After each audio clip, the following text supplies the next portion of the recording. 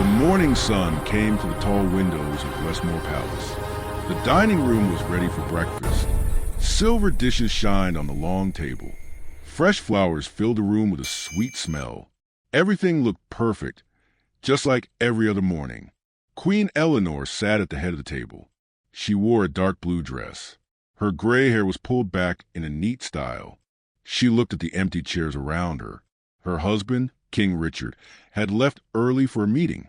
Her son, Prince Alexander, was still sleeping. She was alone again. A servant named Thomas walked in quietly. He carried a silver tray with tea and toast. He had worked at the palace for 20 years. He knew the queen well. He could see something was wrong today. Her hands were tight on the table. Her eyes looked tired. "Your tea, your majesty," Thomas said softly. He placed a cup in front of her. "Thank you, Thomas," Queen Eleanor said. Her voice was cold and flat. Thomas stepped back and stood by the wall. He waited in case she needed anything else. The room was very quiet. The only sound was a clock on the wall. Tick, tick, tick. Queen Eleanor picked up her teacup. Her hand shook a little. She took a sip, but the tea was too hot. She put the cup down hard. The sound made Thomas jump. "Is everything all right, Your Majesty?" he asked carefully. "Everything is fine," she said, but her voice said something different. The truth was that nothing was fine. Queen Eleanor had not slept well for weeks. Every day brought new problems. The newspapers wrote bad things about the royal family. People said the queen was too old-fashioned. They said she did not understand modern times. Young people on the internet made jokes about her. Yesterday was the worst day. She had gone to open a new hospital. But at the event, some people held signs. The signs said mean things. They said the royal family wasted money. They said the queen should step down. The police had to move the people away. Queen Eleanor smiled through it all, but inside, her heart was breaking. Now, this morning, she sat alone in the big dining room. She felt so tired. She felt so angry. Why did people not understand? She had given her whole life to serve her country. She worked every single day. She never took a break. And this is what people thought of her? The door opened again. Lady Margaret walked in. She was the Queen's chief advisor. She was a tall woman with red hair. She always wore expensive suits. She carried a folder full of papers. "Good morning, Your Majesty," Lady Margaret said. She sat down at the table without being asked. This was not proper, but Lady Margaret never cared about old rules. "What is it now?" Queen Eleanor asked. She did not look at Lady Margaret. "We need to discuss yesterday's incident," Lady Margaret said. She opened her folder. "The media coverage is very bad. We need to respond." "Respond?" Queen Eleanor's voice got louder. "What should I say? Should I apologize for being queen? Should I say sorry for doing my duty?" "Your Majesty, please calm down," Lady Margaret said. "We just need to show people that you care about their concerns." "I do care." Queen Eleanor stood up fast.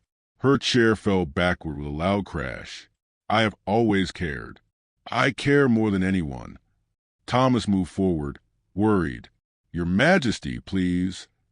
"Don't tell me to calm down," the Queen shouted. Her face turned red. "Nobody understands what I go through. Nobody sees how hard I work." She grabbed her teacup and threw it across the room. The cup hit the wall and broke into pieces. Tea ran down expensive wallpaper. Thomas and Lady Margaret both froze. They had never seen the Queen like this before. "I am so tired," Queen Eleanor said. Her voice was shaking now. "I am tired of the newspapers. I am tired of the criticism. I am tired being alone in this big palace." She picked up a plate from the table. She was about to throw it too, but then something happened. The dining room door burst open. Captain James, the head of palace security, ran inside. He was a strong man in his 50s. He wore his uniform with medals on it. His face looked serious. "Stop," he said loudly. His voice filled the room. Queen Eleanor turned to look at him. She still held the plate in her hand. Her chest moved up and down as she breathed hard. Captain James walked slowly toward her. He held up his hands. "Your Majesty," he said in a gentle voice. "Please put down the plate." Captain James, this is not your concern, Lady Margaret said. With respect, Lady Margaret, the Queen's safety is always my concern, he replied. He never took his eyes off Queen Eleanor. The Queen looked at the plate in her hand. Then she looked at Captain James. His eyes were kind, not afraid. For the first time that morning, someone looked at her with real care. She started to say. Her voice broke. I just cannot do this anymore. Captain James stepped closer. You can, Your Majesty, and you will, but not like this. Not alone. Queen Eleanor felt tears come to her eyes. The plate slipped from her fingers and fell to the floor. It did not break, just made a loud sound on the thick carpet. I am so tired, James, she whispered. I know, he said softly. I know you are. The room was silent again, but this time the silence felt different. It felt like something important had just happened, like something had changed forever. Captain James looked at Queen Eleanor. She stood in the middle of the dining room with tears on her face. Her hands were shaking. The broken cup lay on the floor. The plate sat on the carpet, where she had dropped it. Lady Margaret stood frozen by the table. Thomas the servant did not know what to do. Everyone leave, Captain James said firmly. Now. Lady Margaret opened her mouth to argue. But, Captain, I need to. That was not a request, Lady Margaret, Captain James said. His voice was strong, but not angry. The Queen needs privacy. Please leave. Lady Margaret closed her folder. She looked at Queen Eleanor, then at Captain James. She nodded slowly and walked out of the room. Her high heels clicked on the marble floor. Thomas moved quickly to the door. Should I call the doctor, sir? He asked quietly. No, Captain James said. Just make sure nobody comes in. I will handle this. Thomas nodded and left. The door closed behind him with a soft click. Now Captain James and Queen Eleanor were alone. The Queen wiped her eyes with her hand. She looked embarrassed.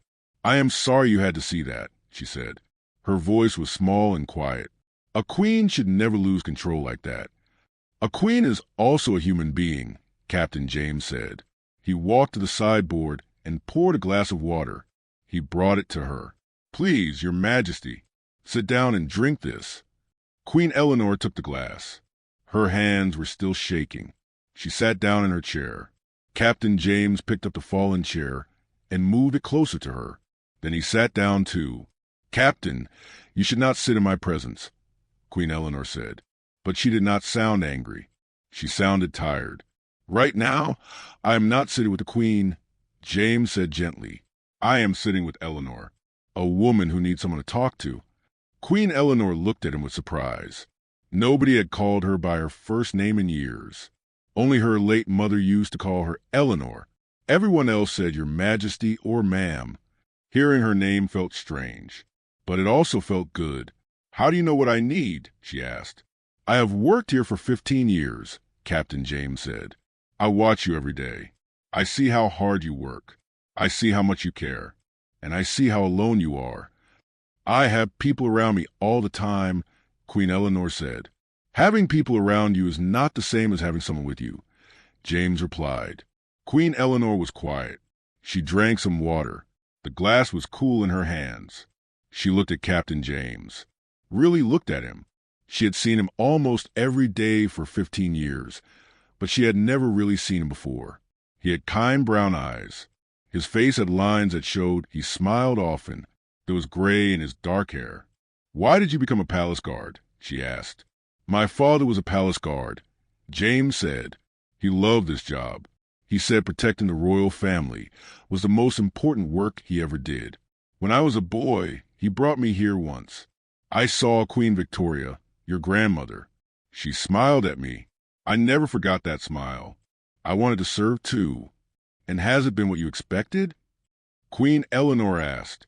Yes and no, James said honestly. I expected to protect you from danger, from people who might hurt you. But I never expected the biggest danger would be the loneliness, the pressure, the weight you carry every day. Queen Eleanor felt more tears come. I don't know how much longer I can carry it, she whispered. Then let someone help you carry it. James said, Who? Queen Eleanor asked. My husband is always busy with his own duties. My son thinks I am too strict. Lady Margaret only cares about public image. I have no friends. Queens don't have friends. That's not true, James said. Queens can have friends. You just have to let people in. I don't know how, she admitted. I was taught from childhood to keep distance, to never show weakness, to always be perfect. Nobody is perfect, James said. Not even queens. Queen Eleanor looked around the dining room. This room had seen so many royal meals, so many important meetings. Her grandmother ate here. Her father ate here. Now she ate here, usually alone. Tell me about your family, she said suddenly. Captain James seemed surprised. My family? Yes. I want to know. Do you have children? I have a daughter, James said. His face softened. Her name is Sophie. She's 22. She's studying to be a teacher. Is she like you? Queen Eleanor asked. She's better than me, James said with a smile. She's kind and smart. She wants to help children learn. She says every child deserves a good education. She sounds wonderful, Queen Eleanor said. You must be very proud. I am, James said, but it wasn't easy. My wife died when Sophie was 10. I raised her alone while working here. I didn't know, Queen Eleanor said. I'm sorry. You couldn't have known, James said. We don't talk about our lives. We're trained to be invisible. That's not right, Queen Eleanor said. She felt something shift inside her. You're not invisible. You're a person with a life and a family. You matter. So, do you, Your Majesty, James said softly. You matter beyond your crown, beyond your duties. You matter as a person. Queen Eleanor felt something break inside her, not in a bad way, in a good way, like a wall coming down. She started to cry again, but this time it felt different. It felt like relief. I'm so tired of being strong, she said. Then be weak for a moment, James said. It's okay. I'm here. And he sat there with her while she cried. He didn't try to fix anything. He didn't tell her to stop. He just stayed. For the first time in so long, Queen Eleanor didn't feel alone. Outside the dining room, Thomas and Lady Margaret waited nervously. They could hear quiet voices, but couldn't hear the words. They wondered what was happening inside. After a long time, the door opened. Captain James stepped out. His uniform was still perfect. His face was calm. The Queen is resting, he said. She will not have any appointments today. Cancel everything. But, Captain, Lady Margaret started.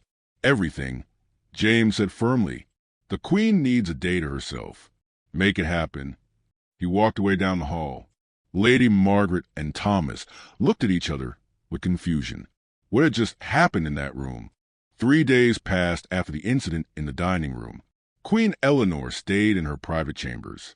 She told everyone she had a cold. Lady Margaret handled all the meetings. Prince Alexander called from London, but the Queen said she was too tired to talk. Only Captain James knew the truth. The Queen was not sick. She was thinking. She was resting. She was trying to figure out who she really was beyond her crown. On the 4th morning, Queen Eleanor woke up early. The sun was just coming up. She got out of bed and walked to her window. She looked at the palace gardens below. The flowers were blooming. Birds were singing. The world looked beautiful.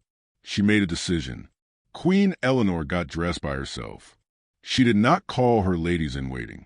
She put on a simple dress, not a fancy one. She brushed her own hair. She looked at herself in the mirror. She looked different somehow. Softer, more real. She walked through the palace halls. Her footsteps echoed on the floor. She passed paintings of her ancestors. All those serious faces looking down at her. All those queens and kings who came before her. Did they feel lonely too? Did they ever want to just be normal people? Queen Eleanor found Captain James in the security office. He was looking at camera screens and talking to other guards. When he saw her, he stood up immediately. Your Majesty, he said. The other guards stood up too. Captain James, I need to speak with you, Queen Eleanor said. Privately. Of course, he said. He led her to a small office nearby. He closed the door. "How are you feeling?" "Better," she said. "Thank you for the other day. Thank you for listening." "You don't need to thank me," James said. "Yes, I do," Queen Eleanor said. "You helped me when I needed it most. You treated me like a person, not just a title. Nobody has done that in a very long time." She paused. She looked nervous. "I want to ask you something," she said, "and you can say no if you want." "What is it?" James asked. "I want to go outside," Queen Eleanor said. "Not for a royal visit, not for an event. I want to go out like a normal person. I want to walk in the city. I want to see how real people live."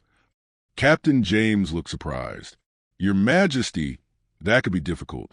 You're very recognizable. People will—" "I know," Queen Eleanor interrupted. "But I need this, James. I need to remember why I do this job. I need to see the people I serve. Not from behind a podium. Not from a car window. I need to really see them." James thought for a moment. "It would have to be carefully planned," he said. "For your safety. Can you help me?" Queen Eleanor asked. "Please." James saw the hope in her eyes. He could not say no. "Yes," he said. "I'll help you. But we do this my way. We keep you safe." "Thank you," Queen Eleanor said. She smiled, really smiled for the first time in weeks. 2 days later, everything was ready. Captain James had a plan. Early in the morning, before the city was busy, he brought a car to a side entrance of the palace. Queen Eleanor came out wearing old jeans and a simple jacket. She wore a hat and sunglasses. She looked like any normal older woman. "Are you sure about this?" James asked. "I'm sure," Queen Eleanor said. They drove to a small neighborhood on the east side of the city. James parked the car. They got out and started walking.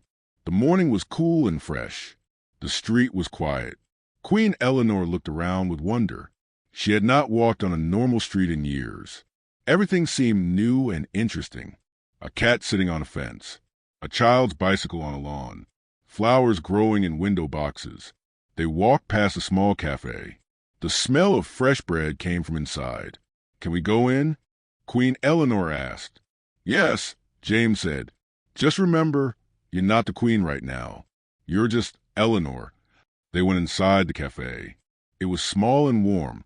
A few people sat at tables drinking coffee and reading newspapers. A young woman stood behind the counter. "Good morning," the young woman said cheerfully. "What can I get you?" Queen Eleanor froze. She had not ordered her own food in decades. She did not know what to say. "2 coffees, please," James said smoothly, "and 2 pastries." "Coming right up," the young woman said. They sat at a table by the window. Queen Eleanor watched the young woman make the coffee. She moved quickly and smiled while she worked. She seemed happy. "Here you go," the young woman said, bringing their order. "Enjoy." "Thank you," Queen Eleanor said quietly. She picked up the coffee cup. It was warm in her hands. She took a sip. It was good. Simple and good. "This is wonderful," she said to James. They sat there for an hour. They watched people come and go. A mother with 2 young children. An old man walking his dog. A teenager on a skateboard. Normal people living normal lives. Queen Eleanor realized something. These people had problems too. She saw in their faces. The tired mother. The lonely old man. But they kept going. They smiled. They helped each other. They were strong in their own way. "I've been so focused on my own problems," Queen Eleanor said. "I forgot that everyone is fighting their own battle." "That's very true," James said. A little boy came into the cafe with his grandmother. He was maybe 5 years old. He saw Queen Eleanor and smiled at her. Just a simple, happy smile. Queen Eleanor smiled back. The boy waved. She waved too. "You remind me of my gran," the boy said to her. "Thank you, dear," Queen Eleanor said. Her heart felt warm. The boy and his grandmother got their order and left.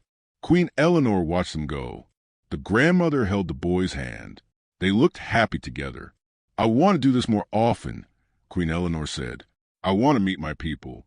Really meet them. Not at formal events. Like this. As equals." "I think that's a wonderful idea," James said. They finished their coffee and left the cafe. As they walked back to the car, Queen Eleanor felt different. She felt lighter. She felt hope. She realized that being queen did not mean being alone. It did not mean being perfect.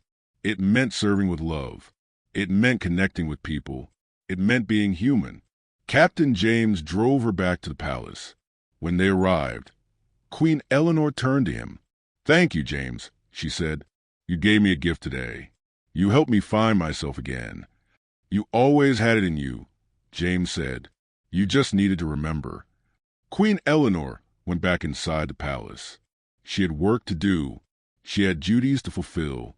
But now she felt ready. She felt strong, not because she was perfect, but because she was real. The next morning, Queen Eleanor called a meeting with her staff. Lady Margaret came. Prince Alexander came from London. The palace advisors came. They all sat around the big meeting table. Everyone looked worried. They had heard the Queen was sick. They wondered what was happening. Queen Eleanor stood at the head of the table. She wore her royal blue suit. Her crown sat on her head, but her face looked different. She looked calm. She looked determined. "Thank you all for coming," she said. "I have some important things to say." Lady Margaret opened her notebook. Prince Alexander crossed his arms. The advisors waited. "I know you have all been worried about me," Queen Eleanor said. "I want to be honest with you. A few days ago, I had a breakdown. I lost my temper. I threw things. I cried. Captain James had to intervene." Everyone in the room looked shocked. Prince Alexander sat up straight. "Mother, are you all right?" he asked with concern. "I am now," Queen Eleanor said. "But I wasn't. For a long time, I wasn't. I was lonely. I was tired. I felt like I was failing at everything." "Your Majesty, perhaps we should discuss this privately," Lady Margaret said quickly.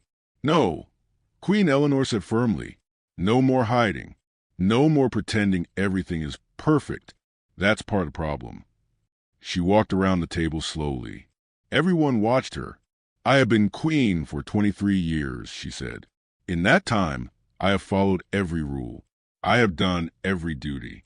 I have been exactly what everyone told me to be. But I lost myself. I lost touch with why I became queen in the first place." "Mother, what are you saying?" Prince Alexander asked.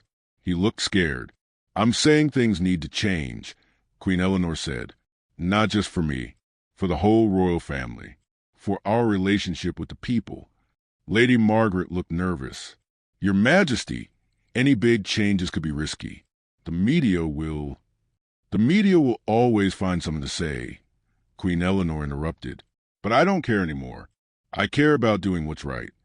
She sat down at the table. She looked at each person. "I want to start new programs," she said. "Programs where I meet real people, not just at formal events. I want to visit schools and hospitals and community centers. I want to listen to people's problems. I want to help." "That sounds wonderful, Mother," Prince Alexander said, "but it will take a lot of work." "I know," Queen Eleanor said. "That's why I need all of you. I can't do this alone. I don't want to do it alone anymore." One of the older advisors spoke up. "Your Majesty, this is very unusual. Queens don't usually have breakdowns either," Queen Eleanor said. "But I did, and it taught me something important. Being royal doesn't mean being separate from people. It means being connected to them." Lady Margaret was quiet for a moment. Then she spoke. "If we do this, we need to do it right. We need a plan. We need security. We need Captain James," Queen Eleanor said. Everyone looked confused. "Captain James will head this new program," Queen Eleanor said. "He understands what I'm trying to do. He will make sure I stay safe while also staying real." "But Your Majesty, Captain James is security guard, not an advisor," someone said. "He's more than that," Queen Eleanor said. "He's someone who cares about people. That's what we need." The meeting went on for 2 more hours. They discussed plans and ideas. Some people agreed with the Queen. Some people worried. But everyone could see that Queen Eleanor was not going to change her mind. When the meeting ended, Prince Alexander stayed behind. He waited until everyone else left. Then he walked to his mother. "Are you really okay?" he asked quietly. Queen Eleanor looked at her son. He was 30 years old now, a grown man, but she still saw the little boy he used to be. "I am," she said. "For the first time in years, I really am." "I'm sorry I haven't been around more," Alexander said. "I didn't know you were struggling." "I didn't let anyone know," Queen Eleanor admitted. "I thought I had to be strong alone. I was wrong." Alexander hugged his mother. It was the first real hug they had shared in months, maybe years. "I want to help," he said, "with your new programs. I want to be part of this." "I would love that," Queen Eleanor said. That evening, Queen Eleanor walked to the palace gardens. The sun was setting. The sky was pink and orange. She found Captain James checking the security cameras near the east gate. "Captain James," she called. He turned and smiled when he saw her. "Your Majesty, how did the meeting go?" "It went well," she said. "I told them about the new programs. I told them you would help lead them." James looked surprised. "Me? Your Majesty, I'm not qualified for—" "You're the most qualified person I know," Queen Eleanor said. "You understand people. You understand me. Please say yes." James looked at the Queen.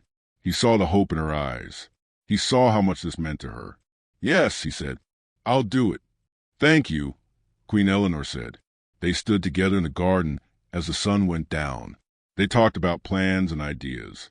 They talked about how to make a real difference.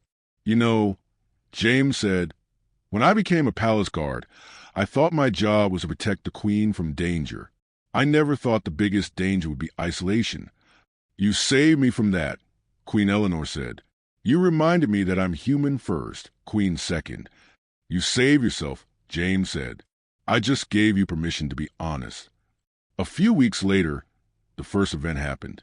Queen Eleanor visited a community center in a poor neighborhood. She wore a simple dress, not a fancy gown. She sat with families and listened to their stories. She played with children. She helped serve lunch. The newspapers wrote about it. Some praised her. Some criticized her. They said she was trying too hard. They said it was just for show. But Queen Eleanor didn't care. She knew the truth. She saw the smile on a child's face. She felt the warm handshake of a grandmother. She heard the thank you from a struggling mother. That night, she wrote in her diary for the first time in years. She wrote, "Today I was not just a queen. I was a friend. I was a helper. I was myself. And it felt wonderful." Captain James stood outside her door, as always keeping her safe. But now he was more than a guard. He was a friend. He was a reminder that being queen didn't mean being alone. Queen Eleanor was finally finding her way. The journey was just beginning. 6 months passed. The palace was different now. It felt more alive, more real. Queen Eleanor had kept her promise. Every week, she visited different places. She went to schools and talked to students. She went to hospitals and held the hands of sick people. She went to shelters and helped serve food to those who had nowhere to live. The newspapers still wrote about her, but now the stories were different. People saw that the Queen was changing. Some loved it, some still doubted her, but everyone was talking about it. On a cold December morning, Queen Eleanor stood in her bedroom. She was getting ready for a special event. Today was different from all the other visits. Today she was going back to the cafe. The small cafe where everything had started to change. Captain James had helped arrange it. The cafe owner, a woman named Mrs. Chun, had agreed to let the Queen visit. But this time, people would know who she was. This time it was official. "Are you nervous?" James asked as they drove to the cafe. "A little," Queen Eleanor admitted. "What if people are angry? What if they think I'm just doing this for attention?" "Then you show them who you really are," James said, "just like you've been doing for 6 months." When they arrived, Queen Eleanor was surprised. There were people standing outside the cafe. Many people. They were holding signs. Her heart sank. She thought the signs would say mean things. But then she read them. "Thank you, Queen Eleanor. You inspire us. We love our Queen." Queen Eleanor felt tears come to her eyes. These were good signs.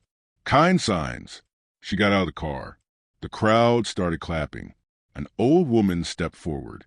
She was a grandmother Queen Eleanor had seen 6 months ago with the little boy. Your Majesty, the old woman said, my grandson wanted me to give you this. She handed Queen Eleanor a drawing. It was a picture of the Queen and the little boy holding hands. The boy had written at the top, "You are nice."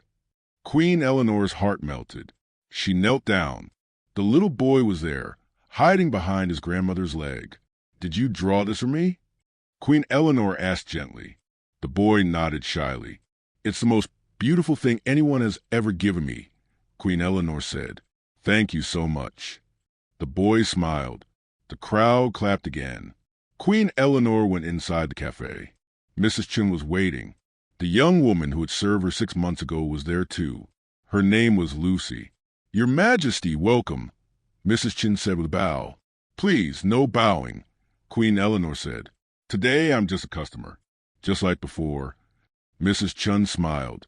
"Then what can I get you?" "Coffee and a pastry," Queen Eleanor said. Just like last time. Queen Eleanor sat at the same table by the window. Captain James sat with her. People from the neighborhood came in and out. They all wanted to say hello. Queen Eleanor talked to each one. She asked about their families. She asked about their lives. She really listened. A teenage girl came in. She looked nervous. She stood near the Queen's table, but didn't say anything. "Would you like to sit down?" Queen Eleanor asked kindly. The girl nodded and sat down. "Your Majesty, I just want to say thank you," she said quietly. "What for, dear?" Queen Eleanor asked. "You came to my school 3 months ago," the girl said. "You talked to my class. I told you I want to be a doctor, but my family didn't have enough money. You said to never give up on my dreams." "I remember you," Queen Eleanor said. And she did. The girl had worn a blue sweater that day. "Well, after you left, someone from the palace called my school," the girl continued. "They said there was a new scholarship program for students who want to study medicine. I applied and I got it. I'm going to university next year." The girl started crying happy tears. "I'm going to be a doctor because of you." Queen Eleanor stood up and hugged the girl. "No, sweetheart, you're going to be a doctor because of you, because you're smart and determined. I just helped open the door. You're the one walking through it." Everyone in the cafe started clapping. Queen Eleanor sat back down. Her own eyes were wet with tears. This was why she did it. This was why it all mattered. Later that day, Queen Eleanor returned to the palace. There was a surprise waiting for her. In the great hall, there was a party. Prince Alexander had organized it. All the palace staff were there. Thomas the servant, Lady Margaret, the cooks, the gardeners. Everyone. "What is this?" Queen Eleanor asked with surprise. "It's a thank you party," Prince Alexander said. "For 6 months of being the best queen you can be. The real you." Lady Margaret stepped forward. "Your Majesty, I must admit I was wrong," she said. "I thought your new approach was risky. I thought it would hurt the monarchy. But I was wrong. You've shown everyone that being royal means caring. You've made us all better." Thomas spoke next. "You've made the palace feel like a home again," he said. "Thank you." One by one, people shared what the Queen's changes meant to them. Queen Eleanor listened to every word. Her heart felt so full. Finally, Captain James spoke. "6 months ago, I walked into a dining room and saw a woman in pain," he said. "Today, I see a queen who has found her purpose. You didn't just change yourself, Your Majesty. You changed all of us. You reminded us why we serve, not for tradition, not for duty, but for love." Queen Eleanor stood up. She looked at all the faces around her, her palace family. "I want to thank all of you," she said. 6 months ago, I thought I had to be perfect to be a good queen. I thought I had to be alone. But you all taught me something better. You taught me that strength comes from connection, that leadership comes from love, that being human is not a weakness. It's the greatest power we have. She looked at Captain James. "Especially you, James. You saved my life, not by stopping danger, but by showing me I didn't have to face it alone." That night, Queen Eleanor stood on her balcony. She looked out at the city. Lights twinkled everywhere. Each light was a home, a family, a person with dreams and struggles and hopes. She was their queen, but she was also their friend, their helper, their fellow human being. Queen Eleanor smiled. She was not perfect. She never would be, but she was real. She was herself. And that was enough. Inside the palace, Captain James watched from below. He smiled too. The queen was going to be all right. More than all right. She was going to be wonderful. And she was the end.